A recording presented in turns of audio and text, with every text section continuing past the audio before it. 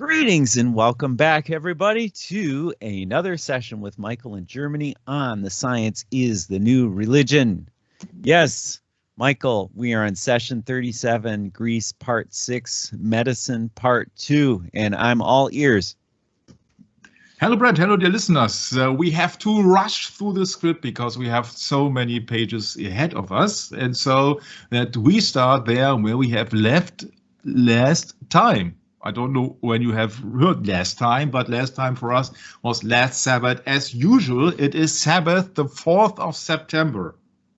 Oh, thank you, Michael. Yes, 4th of September 2021 for the record. 2021, yeah, correct. Yeah. You know, it's so strange, Michael, if you don't mind me adding, you know, YouTube is going through this thing right now. This is great. Check out this cartoon that Michael sent all of us here from a friend of his. And yeah, I wonder why I don't hear the shepherd. Yeah. Mm-hmm. That's such a great cartoon. But anyway, I just wanted to quick elaborate that, you know, isn't it interesting how YouTube is going through this thing where, you know, they're trying to limit everyone's speech on what they can say and what they cannot say. And they're deleting channels that question the official blah, blah, of blah, blah, you know, on blah, blah. And that's all, you know what? It's the Gnosticism, man. It's just, Michael, when you research the history behind it, it's just so huge you can't ignore it. But, you know, history's boring, right? Well, yeah, it isn't really boring once you know your Bible, once you're a born-again believer and you start recognizing how doctrine is used and how false doctrine has been used for centuries. And in fact, we might actually hold some of that false doctrine in our bosoms. But what does it say in Scripture? It says that, can a fire, how did that go? Can a man take fire into his bosom and his clothes not be burned? God forbid we take fire into our bosom, Michael. But yeah, my sheep listen to my voice. I know them and they follow me. John 10:27. It says at the bottom of this cartoon. Yeah, so the people actually don't have any time to read the Bible because they are bombarded by information on the television on the left or on the laptop in the middle or on the radio, by the radio on the right side, or even with headphones. And so he has absolutely no time to read the Bible or to hear the shepherd's voice. And that's why we are fighting back a little bit. We have to do our work by using the monitor, or by using the laptop, or using the smartphone, wherever you might hear us. Or even just the little iPod with our audio on it. Mm-hmm. Who knows? Mm-hmm.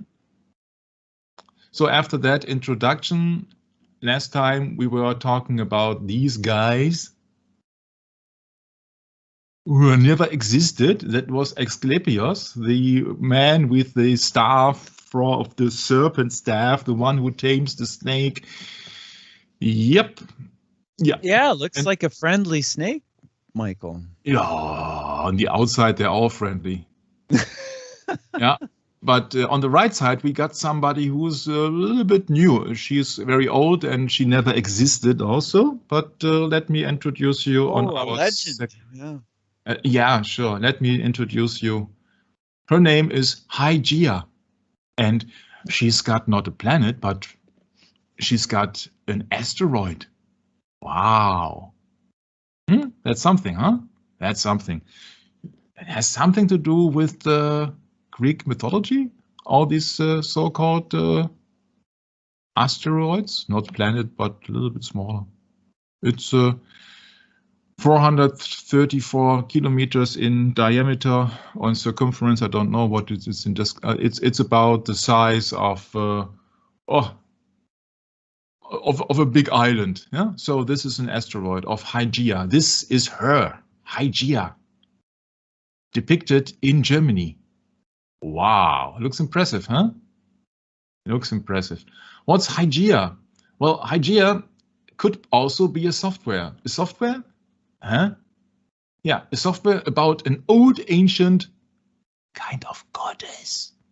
And she's feeding the snake. You see the resemblance between Aesculapius or Esculap or what else and her? Yeah? She's got a snake habit too. And Hygiea, for example, nowadays in 2021, it's a technology, it's an app, an application. Nobody knows what application is. They all call app. Yeah? Hygiea is a health coach who works 24/7 for your happy and healthy life. Yeah, talking about not having any responsible for your own life, you have to use technology, huh? You blinded me with science. Okay, but what is Hygiea actually? Well, the few people here, the distributors of that software, they say that even if you are healthy but looking ahead for improvement in lifestyle, you could need to be with her. So she's a she, not he's a she, but she is she. So she's female, Hygiea. So say Michael, I have a comment about that that statue. There was a photo, a close-up of this so-called serpent, and it looks a lot to me like, doesn't that look like a goose or something? Yeah, like a duck. Yeah. Like a duck. What is up with that? Well, I don't know, but she's usually depicted with a snake. Yeah. Yeah. Right. So let me doing the old switcheroo on us here, huh? You see, maybe the sculptor has a bad day or a Monday. I don't know. Yeah, but or actually he misused his art. I don't know. But Hygiea means a goddess of good health and cleanliness and sanitation. A goddess. Wow. Oh, that's some. It's a 1st century Roman statue of a goddess feeding the serpent. So what's the difference between a serpent and a snake? Actually, both are snakes. A serpent is a large snake, but the word is mostly used in literary context or in history context or in Bible contexts. So serpent means snake. Very important information. His parents are Asclepius. Oh, where do we know him from? Asclepius. Oh, okay. So she's the daughter of Asclepius. She has something to do with that medical household. She has been brought up by somebody who also never existed. So all is blah, blah in mythology. But it's very, very, very important that we see where it all comes from. And now be surprised. In Greek as well as Roman mythology. Baba. You see the mingling of everything together in tradition or in mythology. There's no clean separation between the Greek and the Roman Empire. Once again. One of the Asclepidae, so the daughter, the sons and daughters of the god of medicine, Asclepius, and his wife Epione. Hygiea was the goddess or the personification of health, cleanliness, and hygiene. It's a very, very utmost important subject these days, let me tell you, hygiene. We wash your brain and you wash your hands, no? Something like that. Hygiea and her 4 sisters each performed a facet of Apollo's art. No? So I'm not bothering you with the whole context here. Hygiea also played an important part in her father's cult, means religious worship. While her father was more directly associated with healing, she was associated with the prevention of sickness and the continuation of good health. Her name is the source for the word hygiene. And there you know where it all came from. Everything else which is bombarded on television, what you have to wash your hands, you have to keep safe, blah, blah, blah, blah, comes all from the Greek mythology. And even that Greek mythology is all just fairy tales. Hygiea was important by the Romans as the goddess Valetudo, the goddess of personal health, but in time she started to be increasingly identified with the ancient Italian goddess of social welfare. You see that it's all is interconnected. At Athens, so the capital of Greece, Hygiea was the subject of a local cult, so she was being worshipped too, from at least 7th century before Christ. So before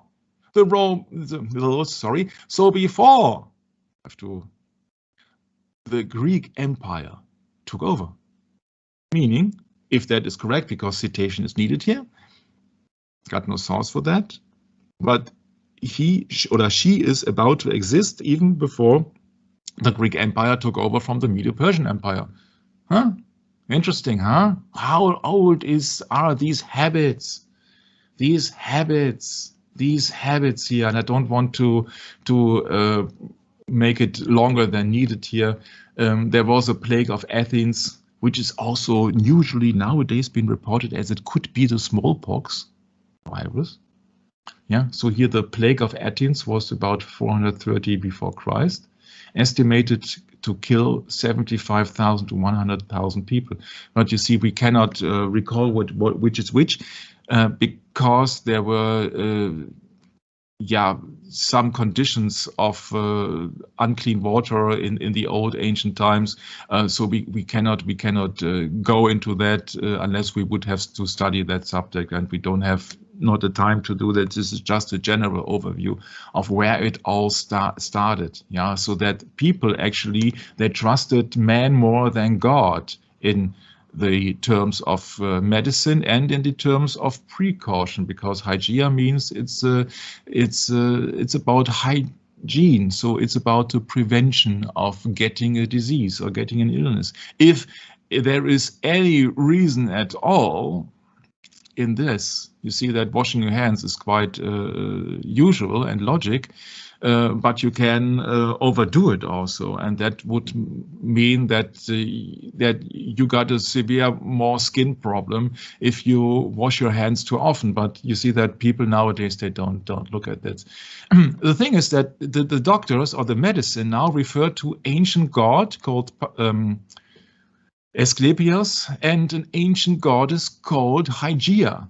Yeah, and so you see there where the demigod as the description of a doctor is coming from. Yeah, this is a website called Doctor's Day Special Viewpoint from Demigod to Devil. Very appropriate these days. So that many doctors, they have a problem. They think themselves of a very big authority against their clients. And so many clients do not have any trust in their doctors, because their doctors, they speak in an old dead language, so-called Latin, not by accident, but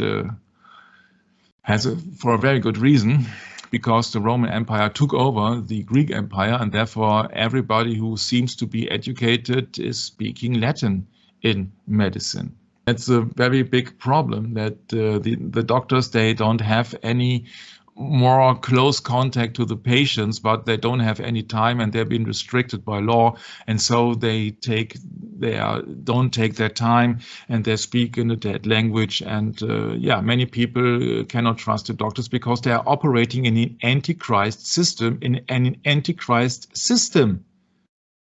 in medicine, because medicine, when it comes down to the snake of Hygiea and of Asclepius, means it is an antichrist system. We talked about it extensively last time. So you cannot expect to have a Christian doctor when the doctor itself has to serve an antichrist system, which is the medical system.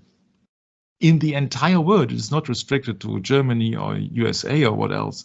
Yeah. So when they are being bound to worship the old ancient Greece goddess, what would you expect if you compare it to the Old Testament and the Ten Commandments? Exodus chapter 20, verse 1, and God spake all these words, saying, I am the Lord thy God, which hath brought thee out of the land of Egypt, out of the house of bondage. Thou shalt have no other gods before me. Yeah. So no Asclepius and no Hygiea. And it gets even worse. Let me assure you. For example, this is the chemical multi-player, the big player, the biggest pharmaceutical company in the world of the 1930s in Germany and in Europe and in the entire world, called IG Farben. The chemical giant IG Farben Nazi scientists and chemical giant. These were the people who were behind the, yeah, you guess it, huh? The gassing of people and eugenics and all this stuff. This is German, big, huge company, IG Farben. And there was a trial after the Second World War where many of these responsible people who were ordering tests on people, who were ordering euthanasia and gas and genocide, etc., for their own benefit, and there was a trial against them. And interesting enough, I'm not going into the trial now, just look at the headlines of the picture. What's it called? They called themselves, and they have been called, the Council of the Gods, because they choose between life and death. This is just 90 years ago. It's not that long time ago. Council of the Gods. We're talking about scientists and chemicals. Yeah, what to expect, huh? What to expect?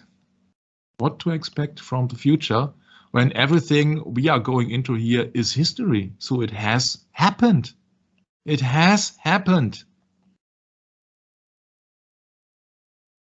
Please allow me that I cannot go into this subject elaborately, being German, and the thing that I want to point out is that they have been called the Council of the Gods. Ooh, Michael. Yeah. I think the Council of the Gods has transferred hands from Germany to the United States government.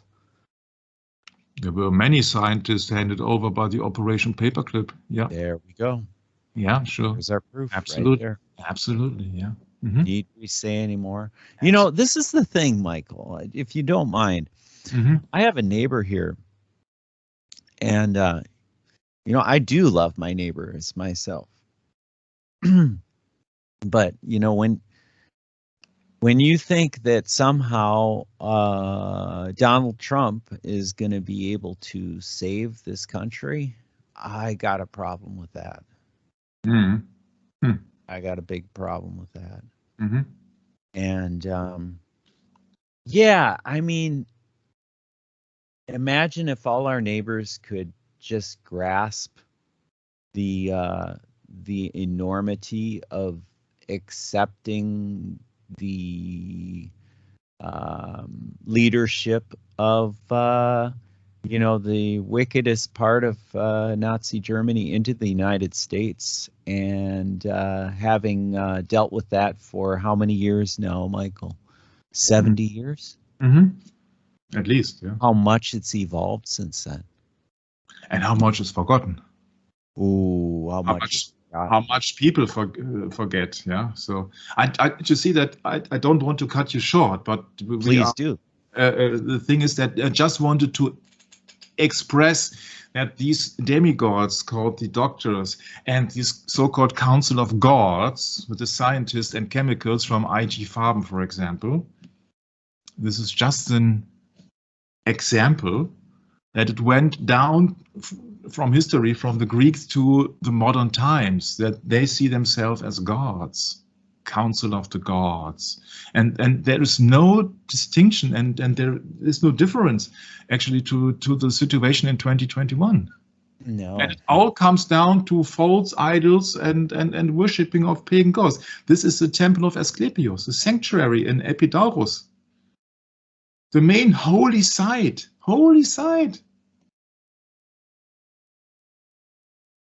The sanctuary was the rival of such major cult sites at Zeus at Olympia. Yeah? Olympia, anybody?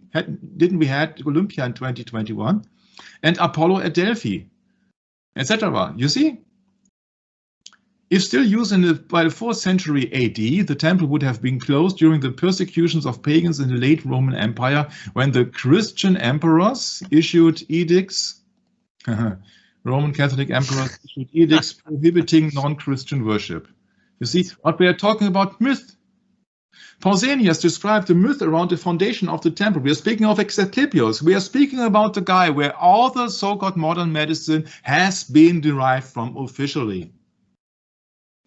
because they are using his symbol with the snake around the staff, as well as its religious significance to the worship of Asclepius in the 2nd century, 2,200 plus years ago.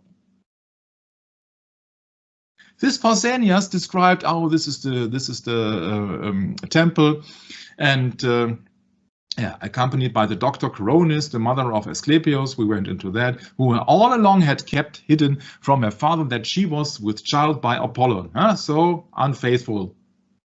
Okay, so, or not okay. Then she bore a son called Asclepius and exposed him on the mountain called Tition, nipple, at the present day, but then named Myrtion, etc., etc., etc., blah, blah, blah, blah, blah. And then again, when Arcesias, the son of Aristachemosus, nobody can pronounce that name, was healed in Epidaura after spraining himself after hunting about Pindasius, he brought the cult to Pergamon in Asia Minor. Does that remind you of something? Pergamon in Asia Minor? It's the same as Pergamus in Wikipedia. And it's not the ancient town of Crete. Yeah, there are several towns of that name, but we're talking about Asia Minor. Yeah? In Greek mythology, Pergamus was the son of the warrior Neoptolemus and Andromache. It is said, so legend has it, rumors, that Andromache returned to Asia Minor with her youngest son Pergamus, who is there founded the town named after himself.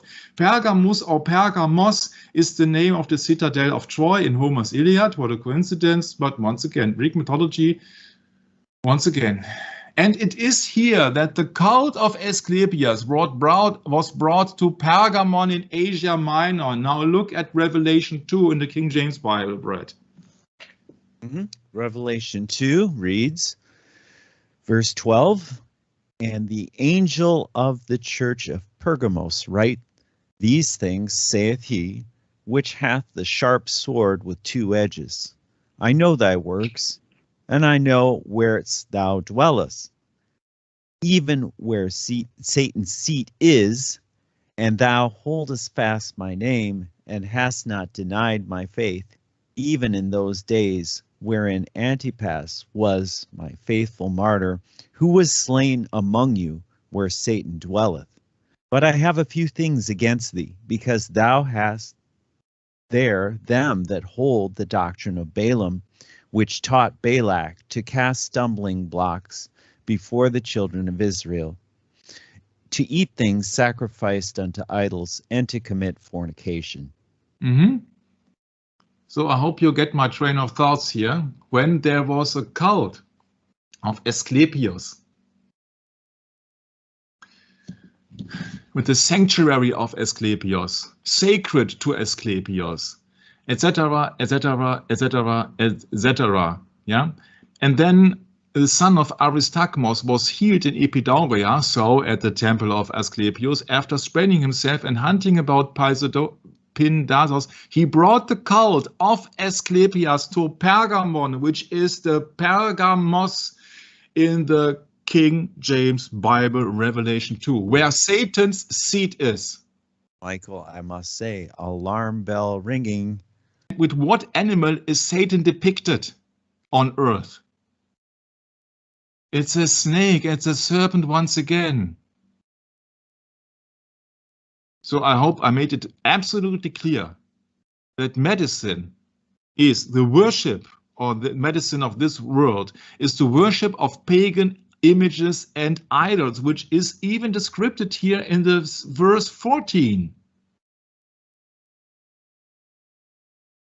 Verse 14, eat things sacrificed unto idols, and to commit fornication, and even there Antipas, the faithful murderer, was slain, where Satan dwelled. How big and how obvious you like to have it.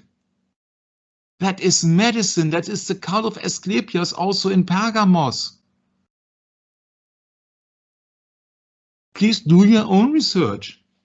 That was my research. And I said, bing, bing, bing, big alarm bell. Yeah, because that's the same symbol. Yeah, Adam and Eve in paradise with the serpent. Yeah, so there you got the snake.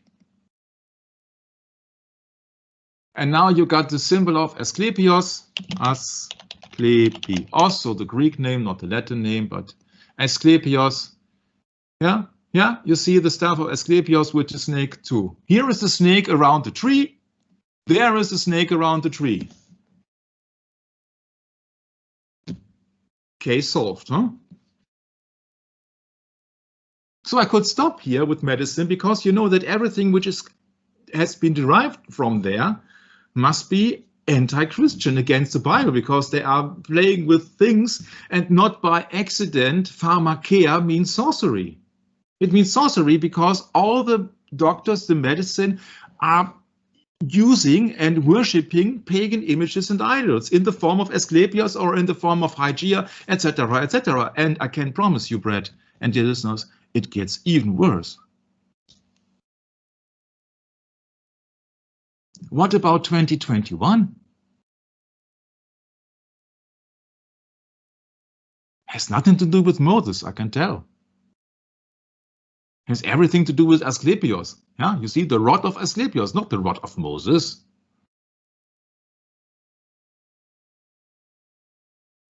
So this is a depiction.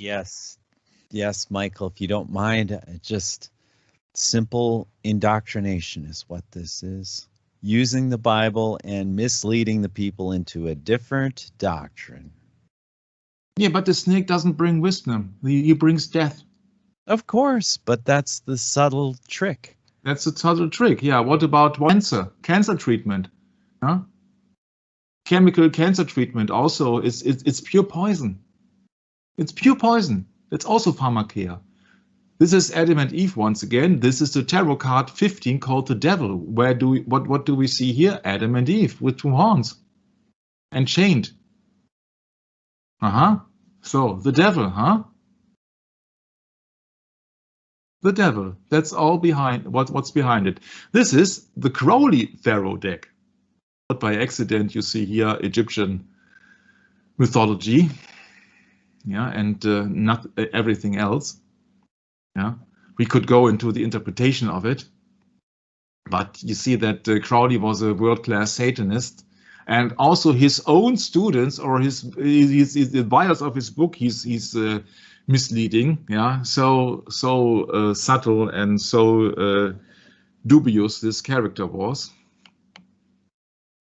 Yeah. Lucifer plays the role of bringing light. Yeah, okay, you see, Lucifer is the one who brings the light. Ask Lucifer's trust. Yeah, they will say, oh, you have to meditate, spiritual exercises. Yeah, the background of the devil tarot card. Once again, it's all about third eye. It's all about Egyptian mythology. It's all about the devil. Yeah.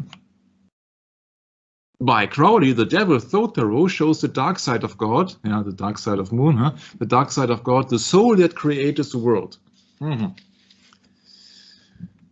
Represented by a black crow or male goat with horns. Yeah, which God?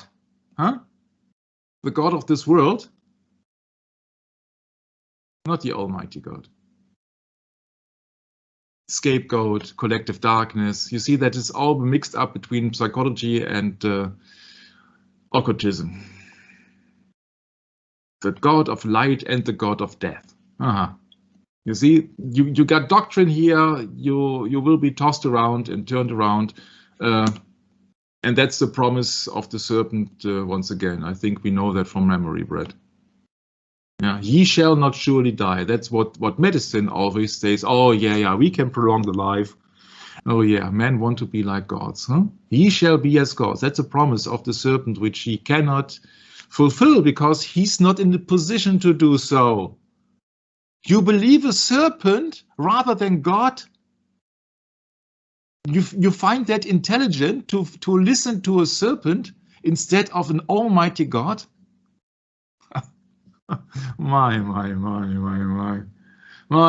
You see, I'm quoting Crowley here, and you see it's always the same doctrine. It's always doctrine. Yeah, you got a Ureo snake, and always it's a snake, and the Kundalini, the power of the snakes.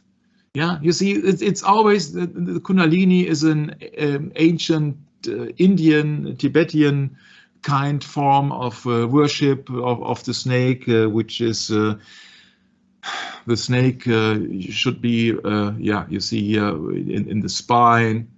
Yeah, you see that it's all the same. And we have also two snakes with it. If there are two snakes, then you got a caduceus. That's the same with the medical corpse.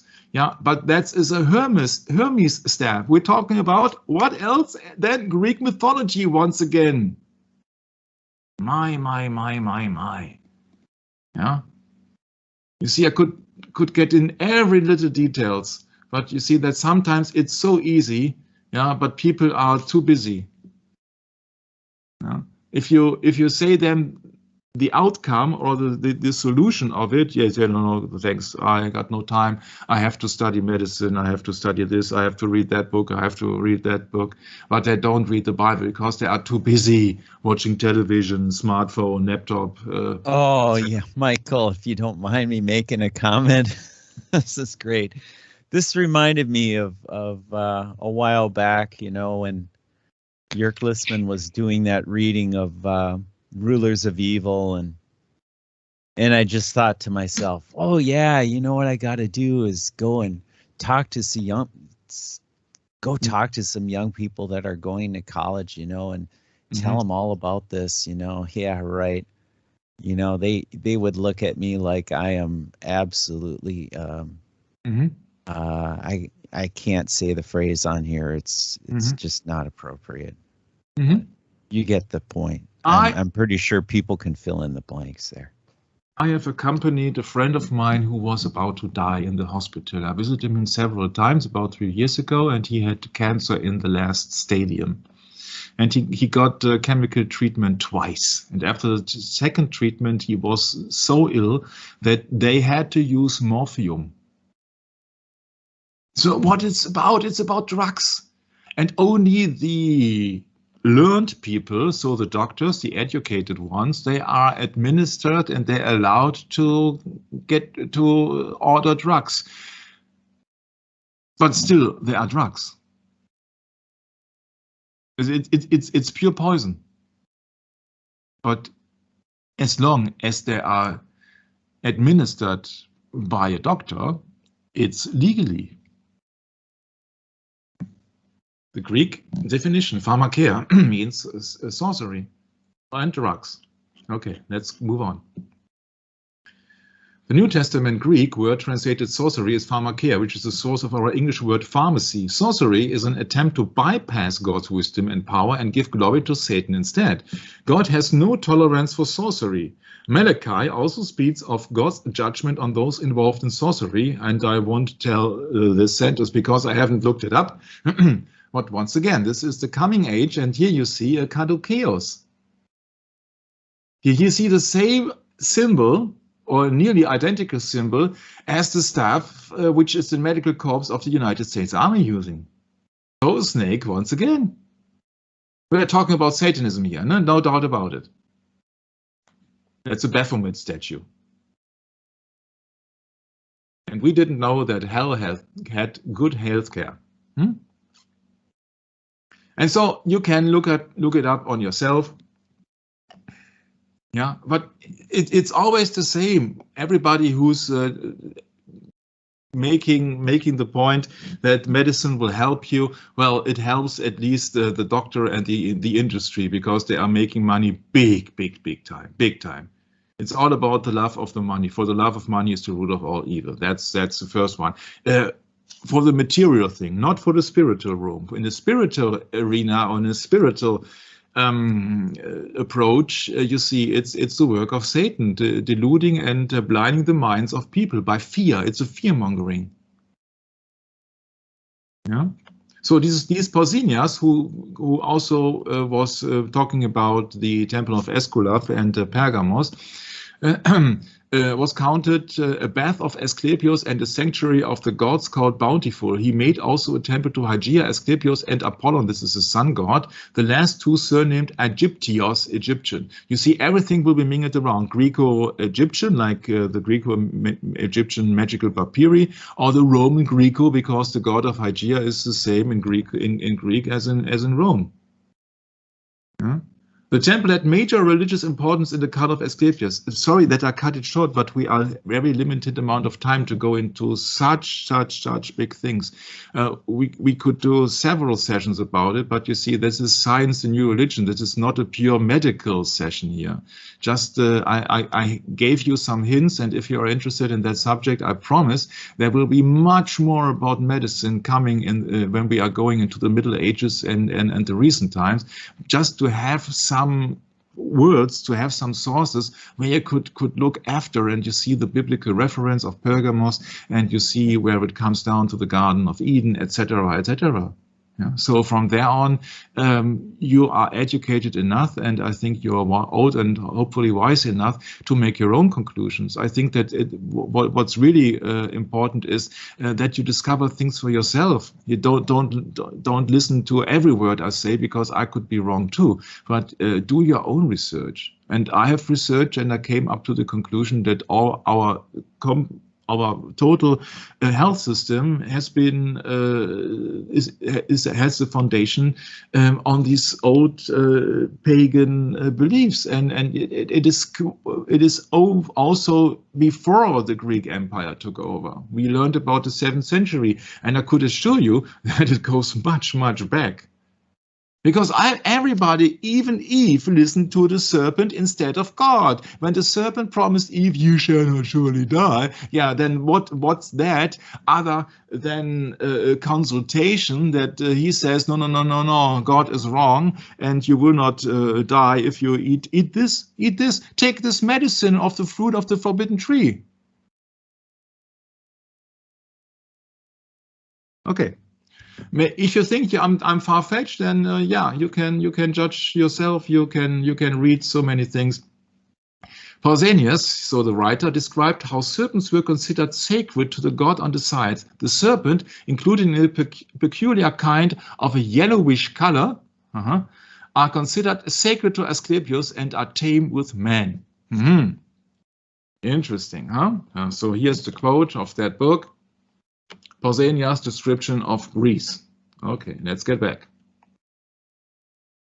The temple could not have been in function to a later date than the 4th or 5th century, when all pagan shrines were closed during the persecutions of pagans in the late Roman Empire. You see, not Christian, Roman Empire. Okay, because they wanted you worship their gods. So we talked a lot about a lot of Asclepius, the Greek Asclepius, the Latin Aesculapius, or the Greco-Roman god of medicine. You see, once again, mingled together here. God of healing truth. Oh, I got my problems with that. Yeah, and prophecy, and the mortal princess Coronis. Ever heard Coronis? The centaur Chiron, which has out of the blue discovered for astrology about 30, 40, 50, 80, 60 years ago, at least in the 20th century, I cannot remember the correct time now, taught him the art of healing, Zeus, the king of gods, afraid that Asclepius might render all men immortal, he shall surely not die, remember, for the Bible, slew him with a thunderbolt. Remember of Luke 10:18, Bret, behold, I saw Satan fall like a lightning from sky, said Jesus Christ. Apollo slew the Cyclops who had made the thunderbolt and was then forced by Zeus to serve Admetus. Yeah, so much the legend. Every time you see Asclepius, he has the snake. Yeah, but you see, the snake here is tame on the outside, on the exoteric, on the esoteric. It's the snake who gives his power to him. Because, of course, he's a god, but when he's a god, why does he need a snake? Oh, this reminds me of the power of influence, Michael. He needs the snake because it is a symbol, yeah, to mock Moses. Yeah, to say that, oh, I'm the pagan one who can heal people. That's my hypothesis, okay? But you see that the snake is the serpent, and the snake is the person or the animal equivalent of Satan on earth. So if Satan possesses a spirit, he possessed the serpent in the Garden of Eden. Serpent with a hiss. Homer in the Iliad mentioned him only as skillful physician, and at Troy, Machaon and Podalirius. In later times, however, he was the father of 2 Greek doctors, honored as a hero and eventually worshipped as a god. Haha! You see, to make it a little bit more realistic, they had to come with the idea that he actually existed and then he became a god. Why? The cult began in Thessalia, but spread to many parts of Greece. I thought Thessalonica, but I don't want to look it up now. Because it was supposed that Asclepius effected cures of the sick in dreams, the practice of sleeping in his temple in Epidaurus in South Greece became common. In 293 before Christ, his cult spread to Rome, where he was worshipped as Asclepius. Yeah, it's the same thing. It's the same.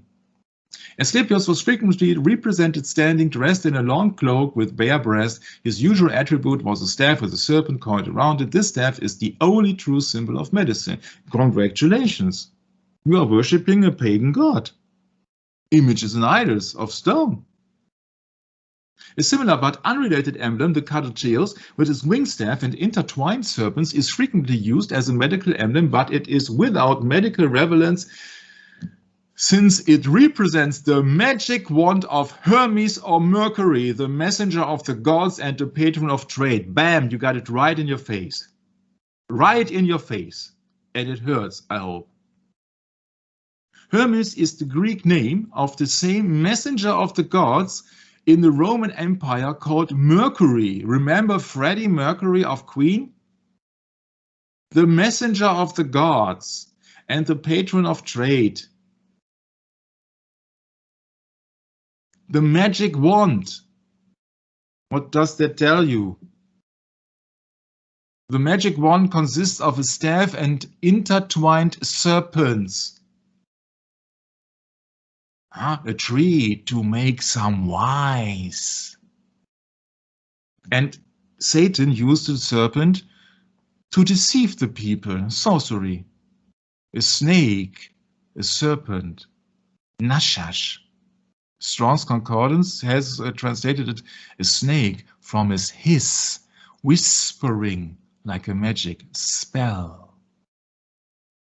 I'm absolutely sure that Satan used magic, quote unquote, before the Magi existed, magic, sorcery, to deceive Eve. And Eve fell for it. She didn't know magic. She didn't know, she couldn't get it. She couldn't comprehend that was a kind of strange animal who was being so wise. And the serpent was more subtle than any other beasts of the field, because Satan had possessed the animal. So that everybody who has a snake in his symbol, except Moses, who did that on a purpose, everybody here in the Asclepian tribe, means they are using a symbol of Satan which is more subtle than any other beast of the fields. And Eve also lied, but if he would go and do that, we would never finish. It's important to know that this staff of Asclepius is the staff of a pagan god and has a serpent. And the second one is the caduceus. It's a staff, represents the magic wand of Hermes, the messenger of the gods. So, either way around, you're serving a pagan god. It's coming from the editors of the Encyclopedia Britannica. Okay? I'm not making it up. I have looked it up. This is Hippocrates of Kos, also known as Hippocrates, the Greek physician at the age of Pericles, who is considered one of the most outstanding figures in the history of medicine. He is traditionally referred as the so-called father of medicine. Oh, Bret.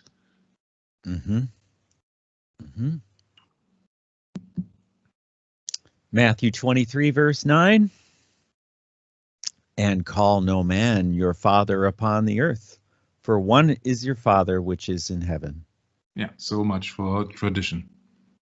Thank you. In recognition of his last contributions to the field, such as the use of prognosis and clinical observation, the systematical categorization of diseases, or the formulation of humoral theory, the Hippocratic school of medicine revolutionized ancient Greek medicine, establishing it as a discipline distinct from the other fields with which it had traditionally been associated, theory and philosophy, thus establishing medicine as a profession. However, the achievements of the writers of the corpus, the practitioners of Hippocratic medicine, and the actions of Hippocrates himself were often conflated. Thus, very little is known, rumor has it, legend, about what Hippocrates actually thought, wrote, and did. Once again, there is no proof. Hippocrates is commonly portrayed as the paragon of the ancient physician and credited with coining the Hippocratic Oath, which is still relevant and in use today. He is also credited with greatly advancing the systematic study of clinical medicine, summing up the medical knowledge of previous schools and prescribing practices for physicians through the Hippocratic corpus and other works. What do we know about the Hippocratic Oath, which is still relevant and in use today? Matthew 5, verse 32 says, "But I say unto you that whosoever shall put away his wife, saving for the cause of fornication, causeth her to commit adultery. And whosoever shall marry her that is divorced, committeth adultery." That's a tough one, Michael. "Again, ye have heard that it hath been said by them of old time, Thou shalt not forswear thyself, but shalt perform unto the Lord thine oaths. But I say unto you, swear not at all, neither by heaven, for it is God's throne, nor by the earth, for it is his footstool, neither by Jerusalem, for it is the city of the great King. Neither shalt thou swear by thy head, because thou canst not make one hair white or black." Yeah, so what is left of medicine? You're worshipping pagan gods, Asclepius, Hygiea, or you are swearing a Hippocratic oath to a person who most likely has never existed, and you are not about to swear to anybody if you are a Christian. So what does that leave? The medical system is absolutely anti-Christian. So what do you expect? That they want your best, that they love you, they won't protect you, and they will heal you? You should run. The Hippocratic Oath is absolutely against the Bible. So what do you expect from your medical doctor? To understand you in your Christian faith? To be a servant of Jesus Christ? Hippocratic Oath, which is still relevant and in use today. Yeah? So you see that all the so-called facts about Hippocrates, Serrano said, Hippocrates was probably, Plato suggests several different accounts of his death exist. He died probably in Larissa at the age of 83 or 85 or 90. So some say he lived to be well over 100. Useless. Useless. Useless. Some say it's the same with Socrates. Or similar. Man.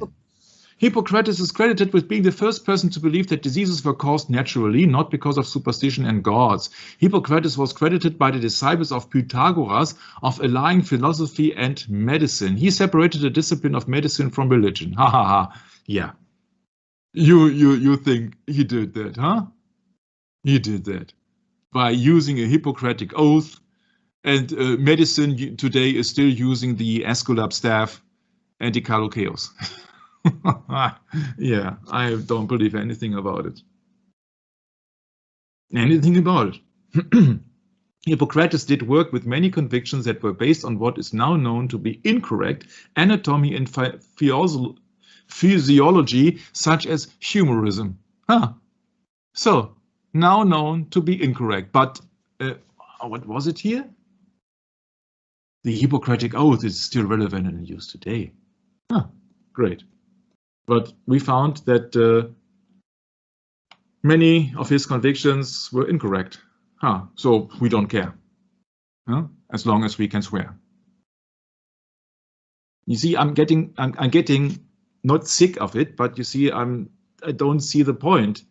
If you don't see the point, if you see the point, then I got the point that I don't need any point, so that I will skip that.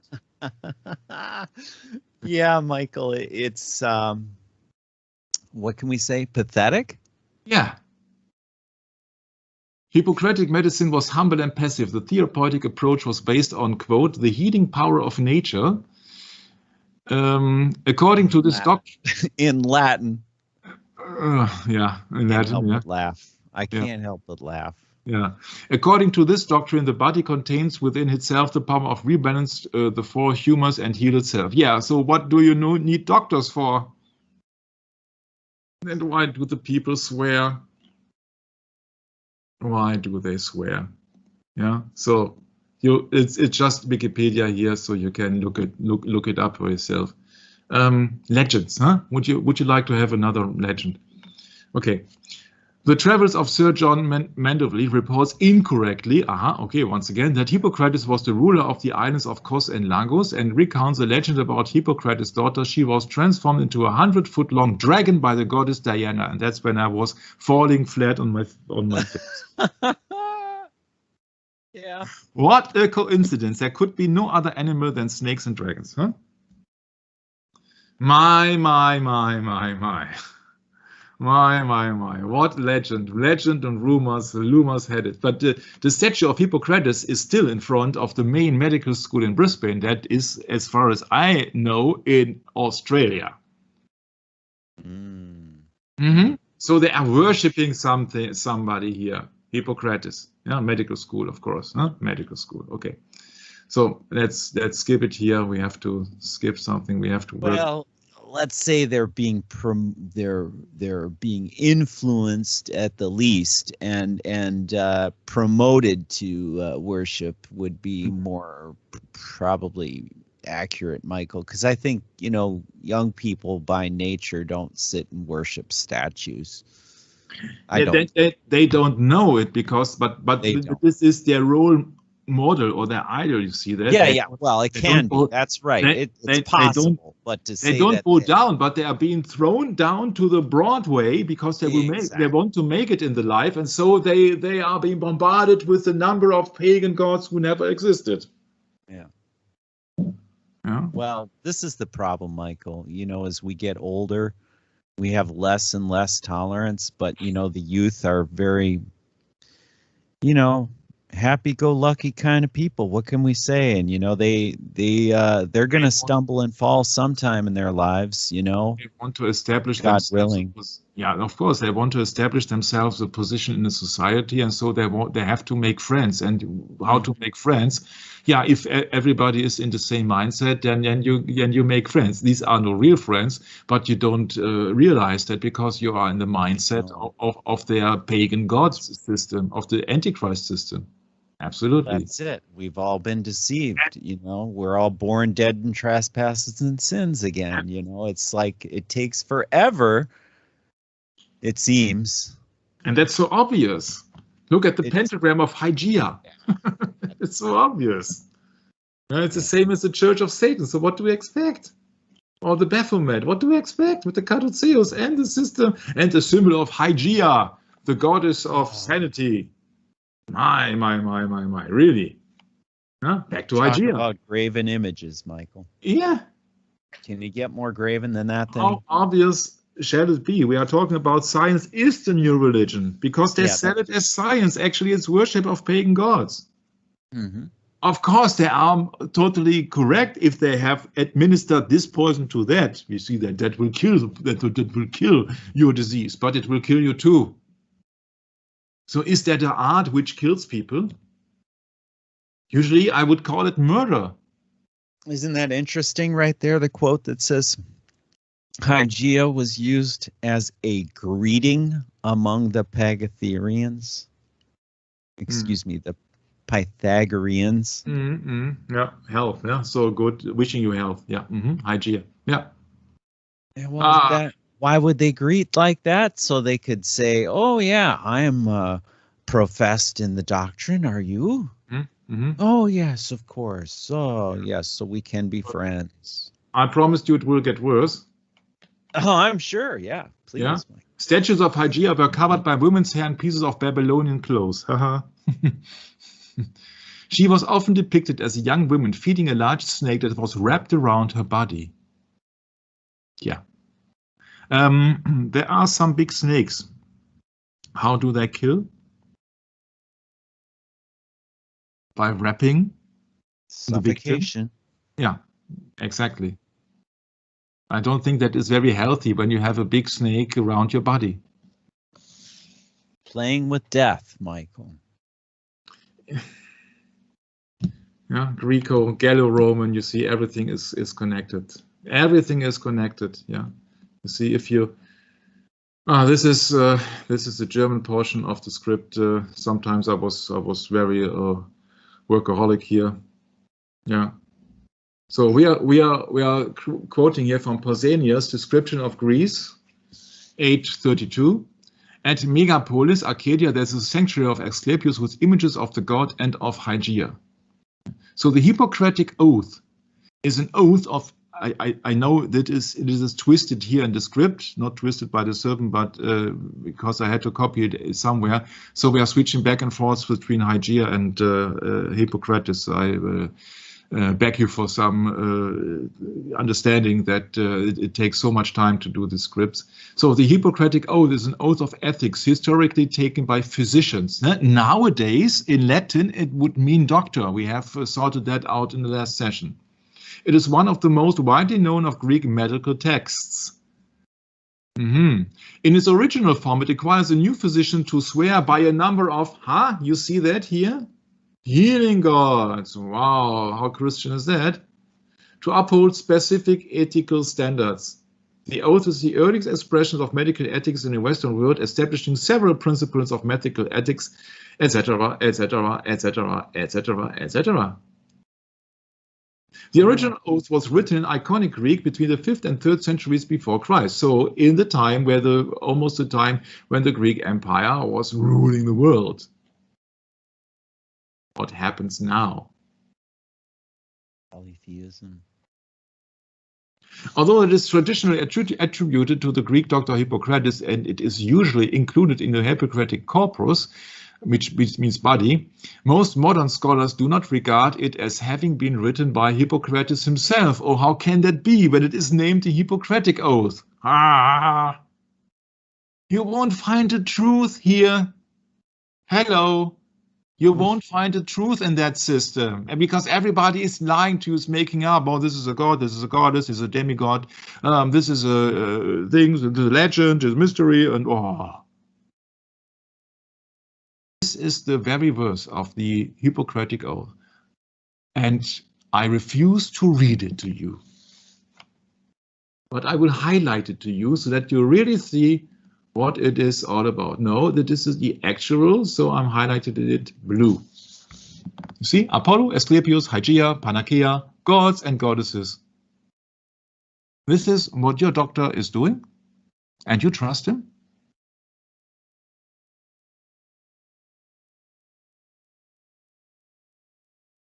Doesn't that concern you a bit? If you compare that with Exodus 20, speaking of the 10 Commandments. Wow, Michael. Very revealing. Very, very revealing. Exodus 20, verse 1 reads, "And God spake all these words, saying, I am the Lord thy God, which have brought thee out of the land of Egypt, out of the house of bondage. Thou shalt have no other gods before me. Thou shalt not make unto thee any graven image, or any likeness of anything that is in heaven above, or that is in the earth beneath, or that is in the water under the earth. thou shalt not bow down thyself to them, nor serve them. For I, the Lord thy God, am a jealous God, visiting the iniquity of the fathers upon the children, unto the third and fourth generation of them that hate me. Yeah, I cannot make it more clearer than this.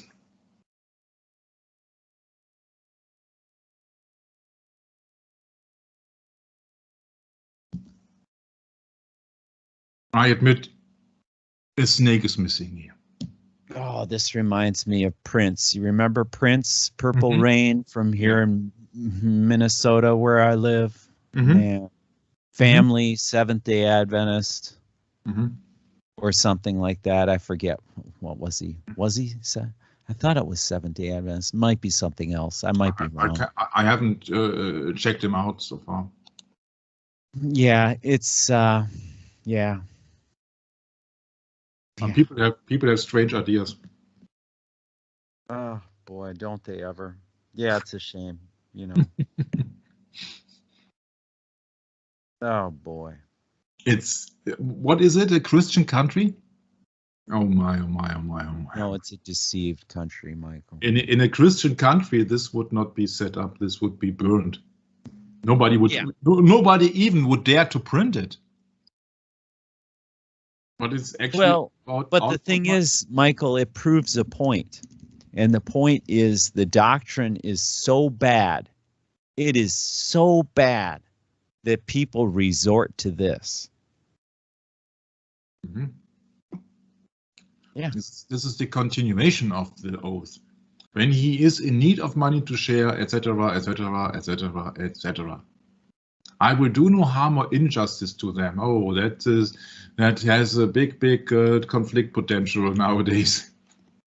Neither will I administer a poison to anybody when asked to do so, nor will I suggest such a curse. Oh yeah. Well, pharmakeia, anybody? But I think the point is clear, huh? That this is a serpent medicine. The new genetics, man into Superman. Oh, that will come up. Because the snake has to fulfill his promise, or wants to fulfill his promise. You shall surely not die. You need a transplantation. You need to be transhuman. What else? I don't know what they will come up in the future, but I think that everybody who has sworn a Hippocratic oath should be considered not to taken seriously, because he's been sworn or been swearing to an Antichrist system. Holy secrets, yeah, in this, yeah, holy secrets in the Hippocratic oath, yeah. Somebody who has taken medicine very seriously was the Hungarian Ignaz Philipp Semmelweis. I don't think that the name is quite recently. And he said that it's just about washing your hands. Yeah. Problem is that he wasn't very popular in his days, because doctors usually thought that the illness were being created by smells, as far as I have learned on Wikipedia. So he died at the age of 47 in Vienna under unspecified circumstances. You won't find it in the English description, only in the German, during a 2-week stay in a psychiatric clinic, Döbling State Insane Asylum near Vienna.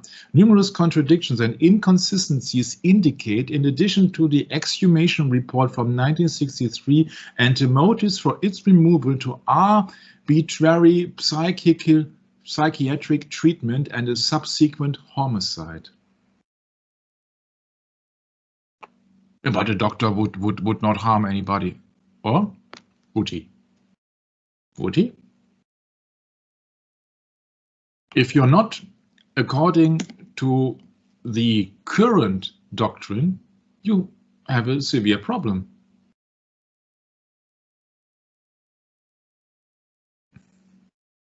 He was severely beaten by several guards, secured in a straitjacket and confined to a darkened cell. Apart from the straitjacket, treatments at the mental institution included dowsing with cold water and administering castor oil, a laxative. He died after 2 weeks on August 13, 1865, age 47, from a gangrenous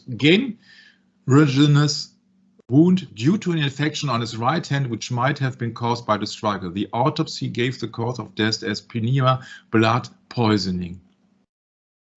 Been talking about in this book here, Carter, childbed fever. Yeah, there you got it. I take this very seriously.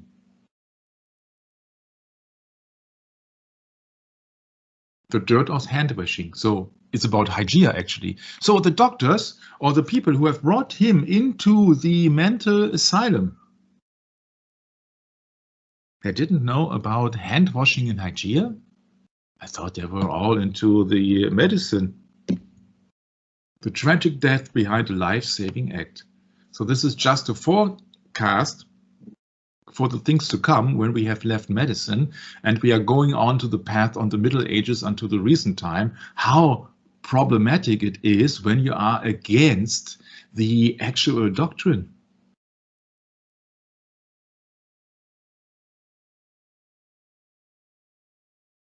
The legacy of Dr. Semmelweis. Somebody who took sanity and somebody who took Hygiea very serious. He said, God only knows, he said, I don't know which God, God only knows the number of patients who have gone to their graves prematurely by my fault. Because he discovered that doctors who have previously treated and observed and touched corpses, dead corpses, then went on to birth of a child, and many childs died because of approximately bacteria. And he advised people to wash their hands when they come out of the morgue. And then when a woman has delivered a baby. That's it. That's not very... I'm not sure. This is not outlandish or extraordinary. This is quite usual. This is logical thinking. You don't need a medicine certificate to come up with this. Yeah, but then he was delivered in the mental hospital and most likely killed. Most likely killed. In the mid-19th century, doctors were routinely performing autopsies and then examining mothers or delivering babies, all without washing their hands. My, haven't they heard about Hygiea or what? So he developed a hand-washing technique using a chlorine solution, which he insisted that every person, student and physician working in his ward used to rinse their hands. Yeah, that's it. And I don't like these indications everywhere because they can easily be manipulated. But allegedly, after he invented the chlorine hand wash, the number of dead young babies or children, especially, they dropped significantly. Okay, just a foreshadow of the things to come. Semmelweis with the Pentagon, great. But nevertheless, it is very actual because you see that we are being ordered to wash our hands. Huh? Yeah. Within 2 weeks in the mental hospital, Ignaz Semmelweis, the tortured godfather of hand washing, died of generalized sepsis, the same kind of infection that took the life of countless women who had died at Vienna General. He was 47. And very recently, he was the subject of a Google Doodle, because everybody's into washing their hands nowadays. But nobody, or almost nobody, except me or we, are talking about the murder of Ignaz Semmelweis, or of Hygiea, or of the Hippocratic Oath. Because people are too busy. sometimes I'm a little bit desperate, because you see that what I am coming up here with should be general knowledge. It's not far-fetched and it's not easy to research. Mm-hmm. That's true, Michael. It isn't easy, but it sure is worth it. You see, the creation will be mocked by E.T., even by Steven Spielberg. E.T., the extraterrestrial. Ah, like a finger from a god. Ah. Isn't that obvious, the symbolism? And now then unite to prevent and unite to cure, exploring the mind, body and soul with the Vatican Conference in 2021 with the flag of the Vatican, or the two keys of the Vatican. So it has been sealed with the key of the spiritual and the material. Power. Unite to prevent. Yeah, so the Vatican says that God needs a glove.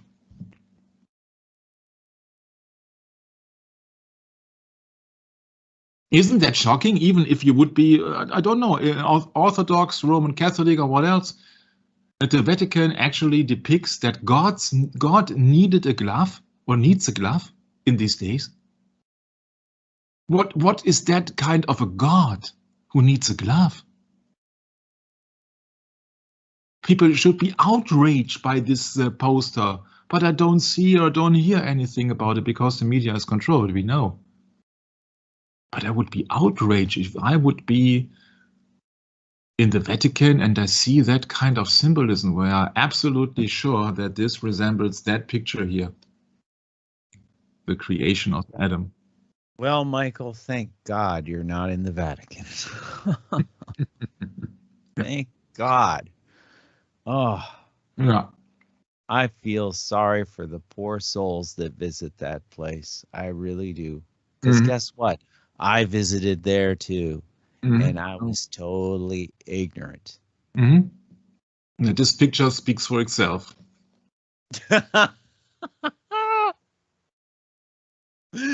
Oh, this is great. I needed many hours for this script this week. This is great.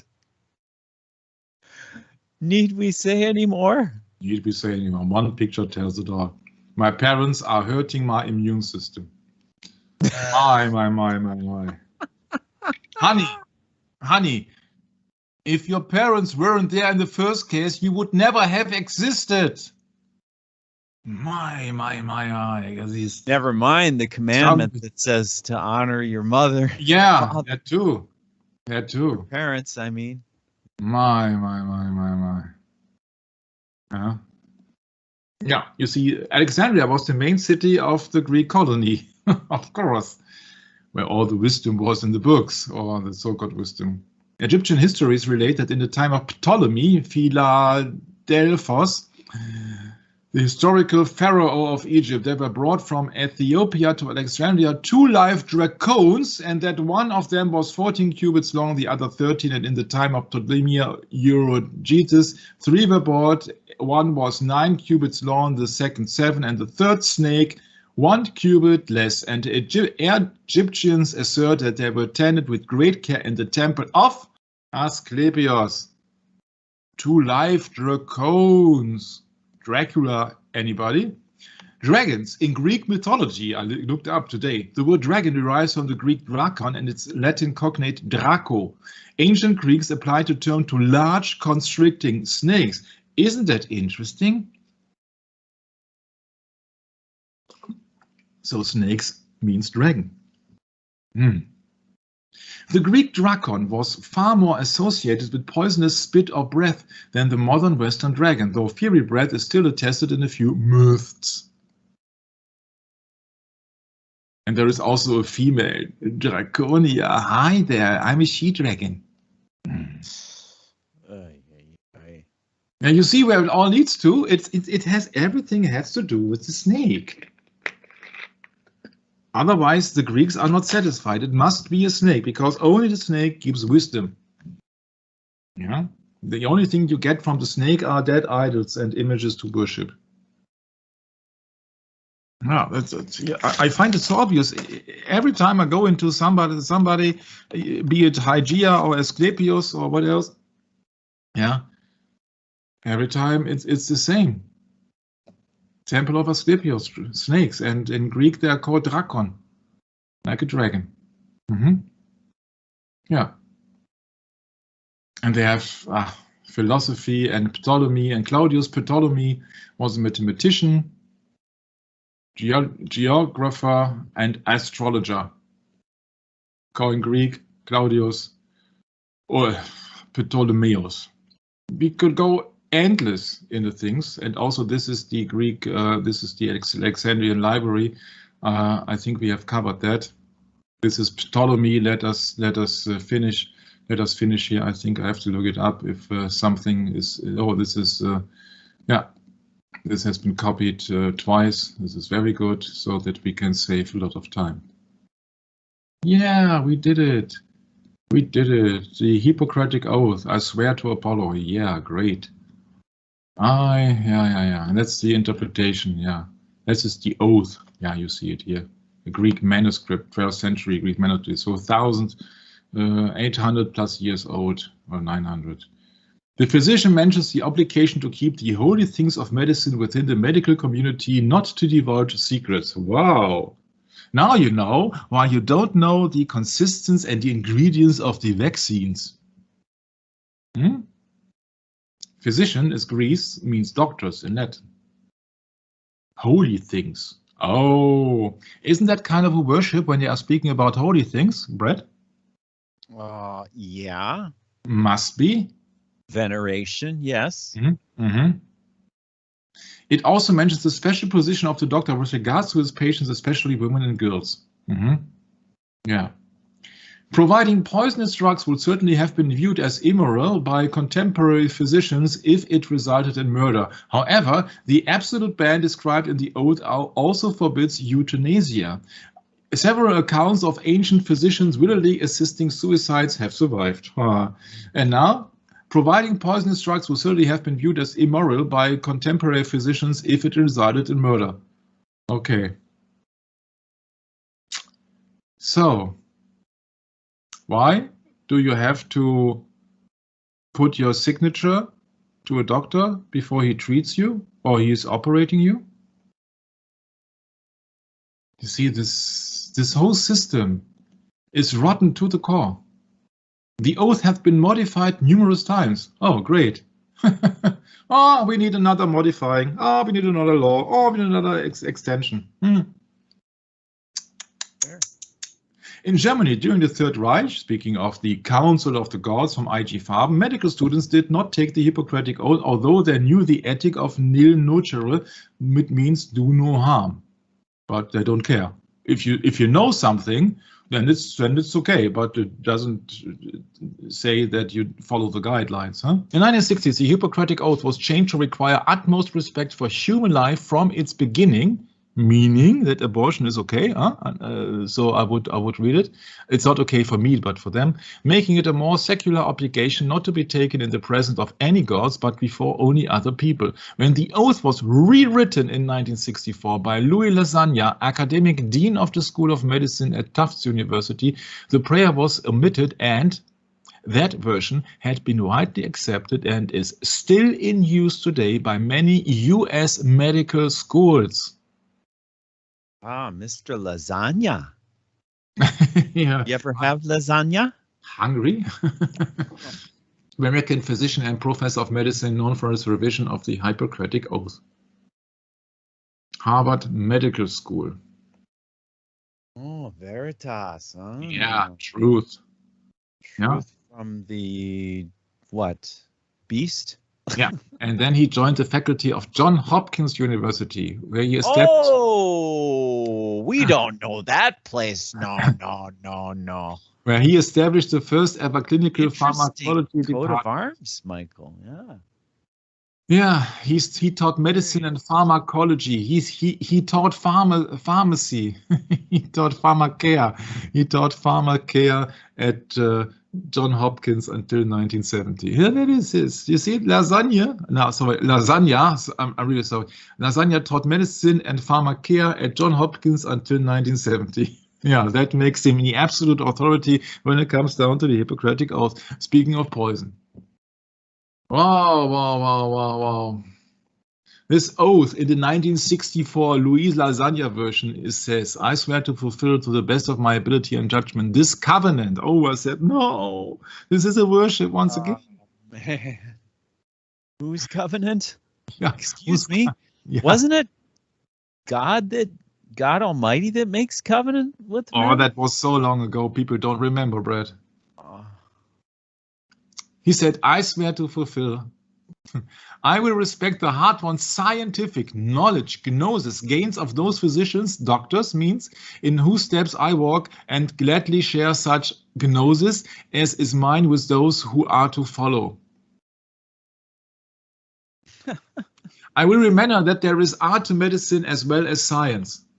You see, science. Science is a new religion because there is a covenant and there is an oath. And it has something to do with Hygiea and with Hippocrates and with Asclepius, etc. Isn't that interesting there, what that sentence you skipped over where it says nihilism? You know, why would we need nihilism? Yeah, when it's all comes down. Is it a therapy? They're applying nihilism as a therapy? Mm-hmm. It is impossible to cure people or societies of their ills through treatment. So it is absolutely in vain. Maybe, I don't know, maybe it is just about placebos or so, I don't know, I'm not... in medicine, it was connected to the idea that many curses do more harm than good. And that one should instead encourage the body to heal itself. Yeah, we talked about that before. So the doctor in that case might give you a placebo. So that you think that, so that would you see that you're catching me unaware, you see. Yeah. Well, no, it's just that we know what nihilism is, but therapeutic nihilism is just such a odd term. Yeah, people expect that the doctor can help them and will treat them and will cure them. So if the doctor cannot help you, but he doesn't want to lose his authority. I get it now. You're being nihilistic to the Hippocratic Oath. That's what it means. Because you're giving a placebo, you're not giving the poison. It doesn't show the term placebo here in the Wikipedia. But the way you explain it, Michael, that's all. That was my first thought. I don't know if it's true or not either, but hey, this seems to make sense. But yeah, you see, because a heretic is a heretic. Are you going to worship Christ and Christ alone? Then everyone that doesn't do that is a heretic to Christ, right? This is a very interesting sentence here. You see that in his book, Medical Nemesis, Illich claimed that the great increase in life expectancy and public health experienced in his era was due to improved nutrition and sanitation rather than innovation in drugs and medicines. Brett, that's a bump here. That's a bump. That would mean, you can modify it here. In his book Medical Nemesis, I have to look up when Illich lived. When does this man lived here? Illich. Come on, this is. Go to the top. It will say. Ivan Illich. Okay, so it's 1830s. Yeah, we get it now. Wait, am I right? 1926 to 2003, Roman Catholic priest, theologian, philosopher, and social critic. Illich. Oh, okay. I see. Okay, so sorry, this was wrong. This is Ivan Illich. That's the man here. Okay. Ivan Illich here. So he's not a doctor. He's a priest and a theologian and a philosopher. So he said a very interesting quote, dear listeners. Please give me that time. Ivan Illich was there it is. In his book Medical Nemesis, Ivan Illich claimed that the great increase in life expectancy and public health experienced in his era, so the 20th century, was due to improved nutrition and sanitation rather than innovation in drugs and medicines, including vaccines.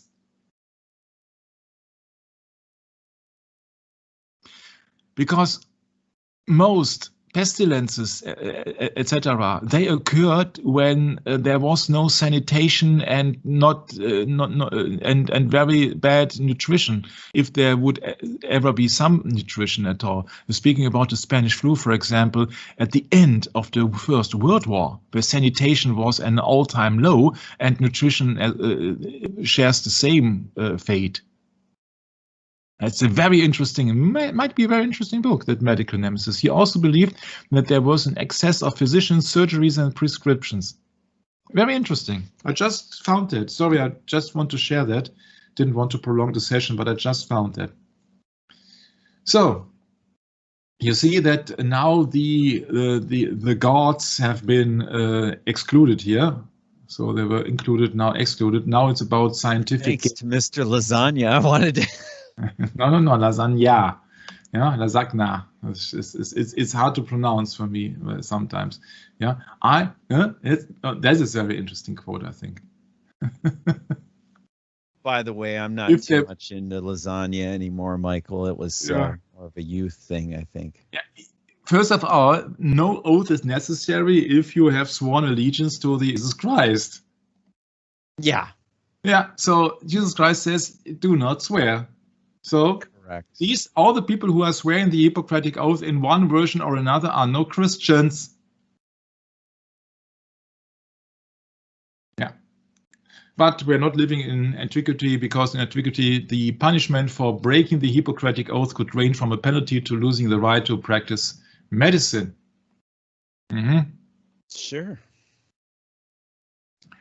There is, for example, a white coat ceremony. To be conducted by a tribunal, I suppose. Huh? Yeah, you see that in the nowadays also there is a white coat ceremony, a ritual in some schools of medicine and other health-related fields that marks the students' transition from the study of preclinical to clinical health sciences. At some schools where students begin meeting patients early in their education, the white coat ceremony is held before the first year begins. It's an example of a matriculation. A ceremony means a religious ritual. The ritual is a recent invention, first being popularized in the 1990s. Isn't that something? A rite of passage, a layperson, and is similar, according to some, we do not know who some is, but put it in blue. white coat ceremony and options here. I could go on and on and on and on and on on that subject here. Yeah. So, according to some, speaking white coat ceremonies from this source here, white coat ceremonies have taken on a quasi-religious significance which symbolizes a conversion of a layperson into a member of a healthcare profession and is similar to a priest ordination to the priesthood. Alarm bell ringing. What did we say? Religion is the new science, or science is the new religion. Yeah. It's right here in the face. It is. Although it is notable that the white coat is a recent adoption by the medical profession. However, in many medical schools around the world, students begin wearing their white coats during the first year anatomy class, so there's no official white coat ceremony. Then why is there a Wikipedia entry if there is none, huh? Sorry, but you see that sometimes people contradict themselves. Huh? Humanism and medicine, yeah, and you swear an oath. Yeah. Oh my. I think we have to finish it. Yeah, there we go, Michael. Humanism. Oh, we have forgotten the Declaration of Helsinki, a set of ethical principles regarding human experimentation, developed in 1964. Oh, wasn't it the same year that Mr. Lasagna then modified the oath of? That sounds familiar. Yeah. Sounds familiar for the medical community by the World Medical Association. So it's a big club, and we're not in it. It is widely regarded as the cornerstone, document on human research ethics. Yeah, but it's not legally binding. Yeah? So we can promise a lot, but we won't fulfill anything. And there also is a Nuremberg Code, a set of research ethic principles for human experimentation created by the USA.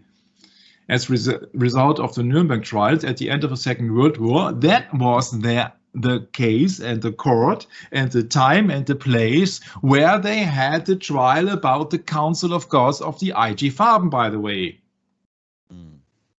So there's also a code about human experimentation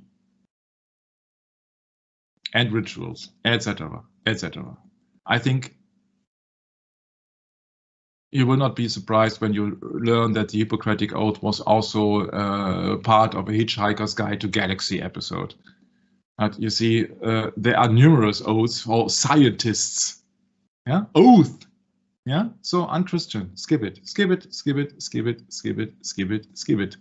Yeah, serving a lot of time because everything is science. Science forces a call. So please, Brett, close it down by that Bible verse. Ah, yes, 1 Timothy chapter 6, verse 20. O Timothy, keep that which is committed to thy trust, avoiding profane and vain babblings and oppositions of science, falsely so called.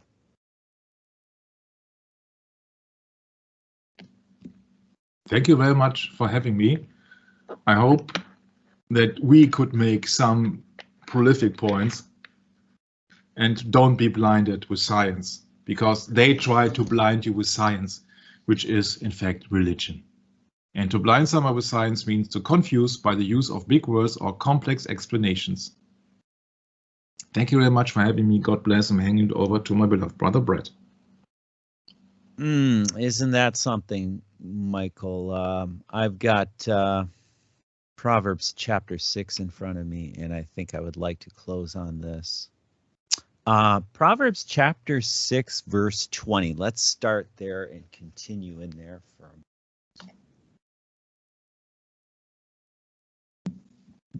verse 20, Michael. My son, keep thy father's commandment, and forsake not the law of thy mother. Bind them continually upon thine heart, and tie them about thy neck.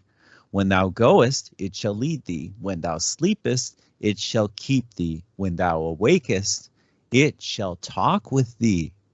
For the commandment is a lamp, and the law is light, and reproofs of instruction are the way of life, to keep thee from the evil woman, from the flattery of the tongue of a strange woman.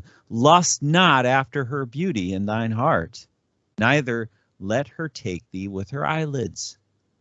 For by means of a whorish woman, a man is brought to a piece of bread. What would that mean, Michael? And the adulteress will hunt for the precious life. Can a man take fire in his bosom and his clothes not be burned? Can one go upon hot coals and his feet not be burned? So he that goeth into his neighbor's wife, whosoever toucheth her shall not be innocent.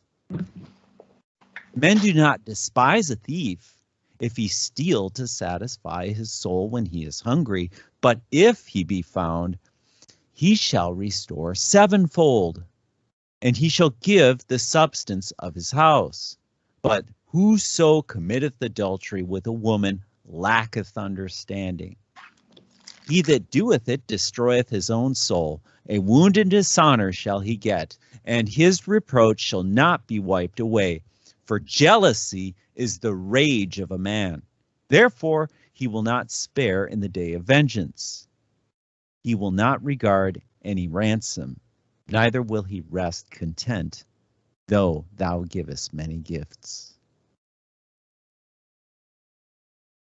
And that is the warning we are given in the book of Proverbs about many different principles about adultery, which is directly related with fornication. Because when you're young, if you fornicated, then you just go right into your adulthood and you commit adultery. It's a big, big, big, big, big, big problem, and it comes from lust. It comes from the eyes, Michael, as we discussed in the beginning of the session. with the whorish woman and with idolatry and all that. So, yeah, Michael, we got a lot of lessons to learn, and they're not very nice and they're not very easy. But if we don't learn them, then we go to our grave, as it says, dead in trespasses and sins. And I think that's a very troubling place to be. And I hope you, dear listener, are willing to take the time and to walk on the narrow path away from false teachings dealing with the Bible. And we'll catch up with you next time. God bless and Maranatha.